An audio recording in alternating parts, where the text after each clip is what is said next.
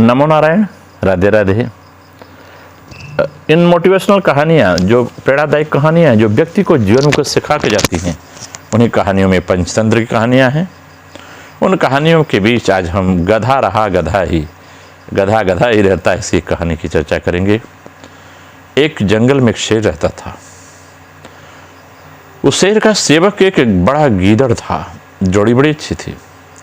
शेर के समाज में तो उस शेर को कोई इज्जत नहीं थी, क्योंकि वह जवानी में सभी दूसरे शेरों से युद्ध हार चुका था। इसलिए वह अलग थलग रहता था। उसे गीदड़ जैसे चमचे की सख्त जरूरत थी।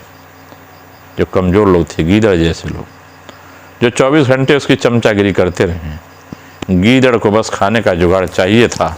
पेट भर जाने पर गीदड़ उस शेर की वीरता को ऐसे गुणगाता कि शेर का सीना जो था वो फूल करके चौड़ा हो जाता था। एक दिन की बात है कि शेर ने एक बिगड़ैल जंगली सांड का शिकार करने का साहस कर डाला। और जब वो बिगड़ैल का शिकार करने का साहस करता है, सांड बहुत शक्तिशाली था। उसने लात मारकर शेर को दूर फेंक दिया।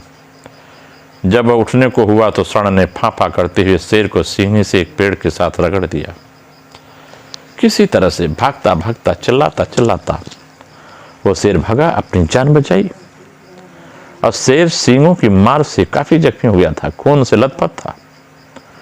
कई दिन बीता, धीरे धीरे उसको आराम हुआ, लेकिन शेर के जो जख्म थे ठीक होने के नाम नहीं ले रहे थे।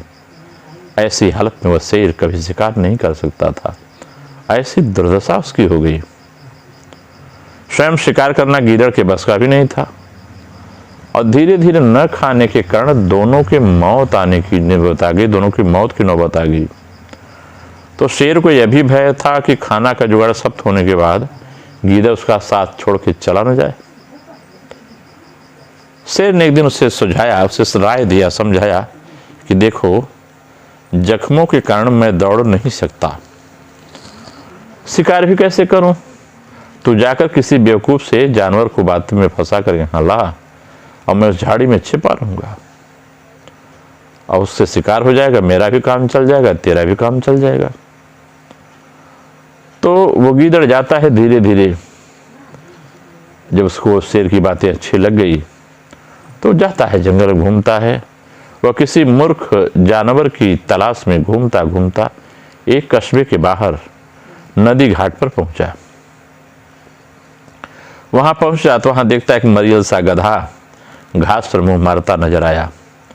वह शकल से ही, गधा जो था शकल से ही बेवकूफ लग रहा था। गीदड़ गधे के निकट जाकर बोला, पाए लागू चाचा, बहुत कमजोर हो गए हो, क्या बात है? जब इतना उस गीदड़ ने कहा गधे से, तो गधा बड़ा खुश हुआ, कहा, आशीर्वाद बेटा। गधे ने अपना दुखड़ा रोया, क्या बताऊं भाई, जिस धोबी का मैं गधा हूं ना, बहुत क्रूर है। दिन भर ढुलाई करवाता है और चारा कुछ देता नहीं। गीदड़ ने उसे न्योता दिया, चाचा मेरे साथ जंगल चलो ना, वहाँ बहुत हरी भरी घासें हैं, खूब खाने के लिए पानी भी है, सब कुछ है, खूब चलना, तुम्हारी सेहत बन जाएगी।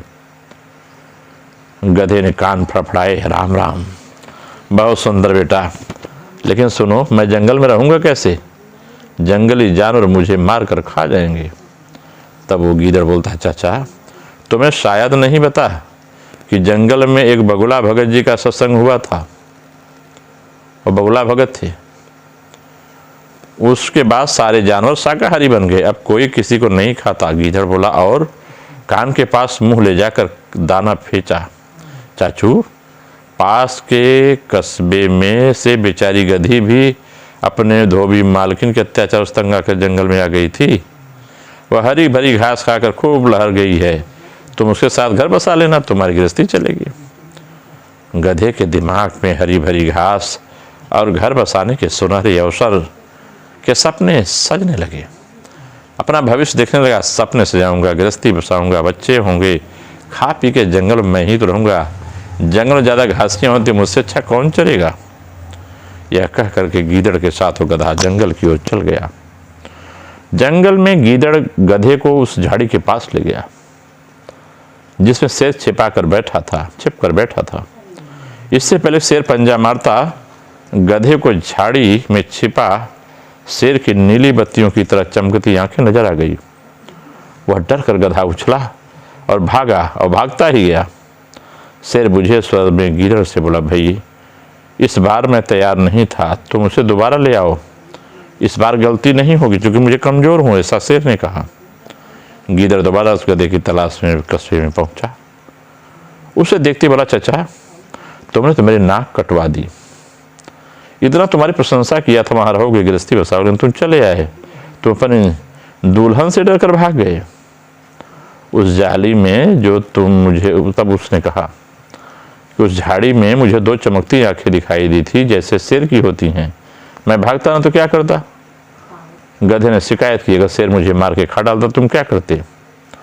गीदड़ झूठ मूठ माथा पीट कर बोला, चाचा ओ चाचा तुम भी निरे मूर्ख निकले। उस झाड़ी में तुम्हारी दुल्हन थी जो जाने कितने जन्मों से तुम्हारी राह देख रही थी, तुम्हें देखकर उसकी आंखें चमक उठी तो तुमने उसे शेर समझ लिया, और तुम्हारी दुल्हन थी चाचा। गधा बहुत लज्जित हुआ। गीदड़ की चाल भरी बातों में ऐसा ही था। गधा फिर उसके साथ चल पड़ा। जंगल में झाड़ी के पास पहुंचते ही शेर ने नुकीले पंजों से मार गिराया। इस प्रकार शेर व गीदड़ का भोजन जुटा। इसलिए इस कथा से प्रेरणा मिलती है कि दूसरे व्यक्ति जो आपको बहुत खास न हो, खास भी हो तो क्या, अगर चिकनी चुपड़ी बातों में आप आए तो मूर्खता आकर के मूर्खता नहीं करनी चाहिए। अगर किसी की बहकावे में, किसी के लालच में आपके मूर्खतावश कार्य करेंगे तो एक दिन वही दशा होगी जैसे गीदड़ और जैसे शेर ने उस गधे को मार डाला और गीदड़ और शेर मिलकर उसका आहार किए। उसी प्रकार से अगर हम चिकनी चुपड़ी बातों में आकर मूर्खता करेंगे तो हमारी भी वही दशा होगी। इसलिए व्यक्ति को हर पल बहुत सावधानी से रहना चाहिए, किसी की बातों में फंसकर अपना सर्वस्व नाश नहीं करना चाहिए। नमो नारायण, राधे राधे।